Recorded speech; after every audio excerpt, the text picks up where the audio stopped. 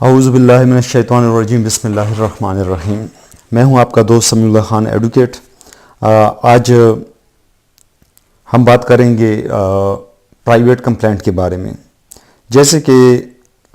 Normally ہم دیکھتے ہیں کہ ہم کسی جرائم یا جرم کے سلسلے میں پولیس یا عدالت سے رجوع کرتے ہیں کہ ہمیں انصاف ملے۔ تو اس صورت میں عدالت سے رجوع کرنے کے جو دو اہم طریقے ہیں، ایک تو ہے ایف آئی آر کے ذریعے، دوسرا کچھ کیسز ایسے ہیں کہ وہ نان کوگنیزیبل ہیں۔ اس صورت میں ہم کیا کرتے ہیں کہ پولیس کے پاس اگر ہم چلے بھی جائیں تو وہ ہماری جو رپورٹ ہے وہ انڈر سیکشن 155 CRPC کے تحت روزنامچے میں درج کر کے اس کی کاپی ہمیں دے دیتے ہیں کہ آپ جا کے متعلقہ جو آپ کے علاقے کا مجسٹریٹ ہے وہاں پر آپ پرائیویٹ کمپلینٹ کر دے، یا نارمل جو کوگنیزیبل کیسز ہیں ان میں بھی کمپلینٹ ہو سکتی ہے۔ وہ بندے کی اپنی چوائس ہے، اگر پولیس اس کی ایف آئی آر نہ لے تو وہ کمپلینٹ میں بھی آ سکتے ہیں۔ اس کا طریقہ کار یہ ہے کہ سب سے پہلے متعلقہ علاقے کا جو مجسٹریٹ ہے اس کی عدالت میں ایک ریٹن شیپ میں ایک کمپلینٹ لکھ کے جو ایگریوڈ پرسن ہے وہ اپنے لیے کسی وکیل صاحب کو ہائر کرتے ہیں۔ وکیل صاحب اس کی جو کمپلینٹ ہے وہ ایک ایف آئی آر ایک درخواست کی شکل میں، ایک اپلیکیشن کی شکل میں لکھ کر متعلقہ مجسٹریٹ صاحب کی عدالت میں سبمٹ کرواتے ہیں۔ تو اس اپلیکیشن کے دائرے کے وقت مجسٹریٹ صاحب جو ہیں وہ کمپلیننٹ کا بیان ریکارڈ کرواتے ہیں انڈر سیکشن 200 CRPC۔ بیان ریکارڈ کرنے کے بعد وہ اس کمپلینٹ کو لے کر متعلقہ علاقے کا جو SHO ہوتا ہے، جو پولیس اسٹیشن ہوتا ہے، اس کو بھجواتے ہیں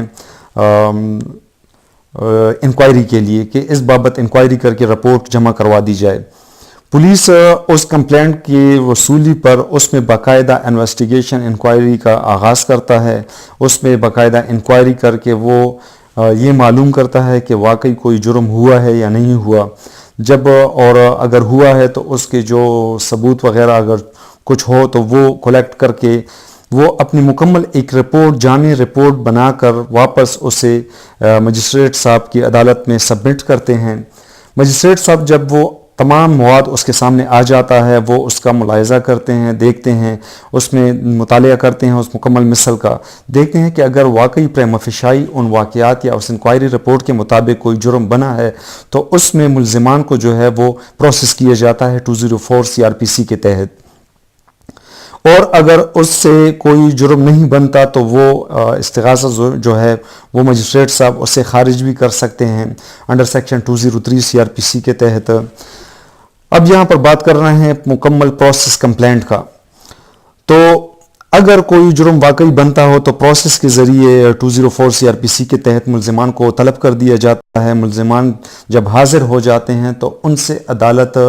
حاضری کی ایک ضمانت لیتا ہے سیکشن 91 CRPC کے تحت کہ وہ سبسیکوینٹلی جو پروسیڈنگ ہوگی کمپلینٹ میں اس میں لگاتار حاضر ہوں گے۔ تو وہ شورٹی جب اس سے لی جاتی ہے ملزمان سے انڈر سیکشن 91 CRPC، تو اس کے بعد جو کمپلینٹ میں جو ڈاکومنٹس ہوتے ہیں، جو کمپلینٹ اس کی کاپی ملزمان کو دے دی جاتی ہے، سیم لائک چالان کیس جو مجسٹریٹ صاحب سیکشن انڈر 241A کے تحت جو پروسیڈنگ کرتا ہے، اسٹیٹمنٹ وغیرہ جو دیتا ہے، سیم وہی پروسیجر میں۔ ہاں یہ ہے کہ اس سے پہلے میں ایک وضاحت کر دوں، اگر مجسٹریٹ صاحب ابتدا میں سمجھتے ہیں کہ یہ کیس تو ہوا ہے لیکن اس کے ٹرائل کا اختیار جو ہے وہ سیشن کورٹ کو کرنا چاہیے، تو وہ انڈر سیکشن 202 CRPC جو ہے وہ کمپلینٹ کو اس سیشن جج صاحب کی عدالت میں بھجوا دیتا ہے، جو کہ سیشن جج صاحب وہ کمپلینٹ ریسیو کرنے پر یا تو اپنے پاس ہی رکھ لیتا ہے یا اپنے کسی سبورڈینیٹ ایڈیشنل سیشن جج کو وہ ٹرانسفر کر لیتا ہے کہ اس پہ کارروائی کی جائے۔ اس کے بعد یہی پروسیجر ہوتا ہے جو میں بتا رہا تھا کہ اس میں جب ڈاکومنٹس وغیرہ دے دی جاتے ہیں کمپلینٹ کی ایکیوزڈ پارٹ کو، تو اس کے بعد ڈیٹ چینج کر کے نیکسٹ ڈیٹ جو ہے وہ اس میں چالان کے چارج فریم کرنے کے لیے رکھ دیا جاتا ہے۔ نیکسٹ ڈیٹ پر جو ہے کمپلیننٹ پارٹ اور ایکیوز پارٹ وہ عدالت میں پیش ہوتے ہیں۔ تو ایکیوز پارٹ کی طرف سے جب اس کی حاضری ہو جاتی ہے، اس کا کونسل عدالت میں حاضر ہو جاتا ہے تو چارج فریم کیا جاتا ہے انڈر سیکشن 242 اگر مجسٹریٹ کا کیس ہو، اور انڈر سیکشن 265D اگر وہ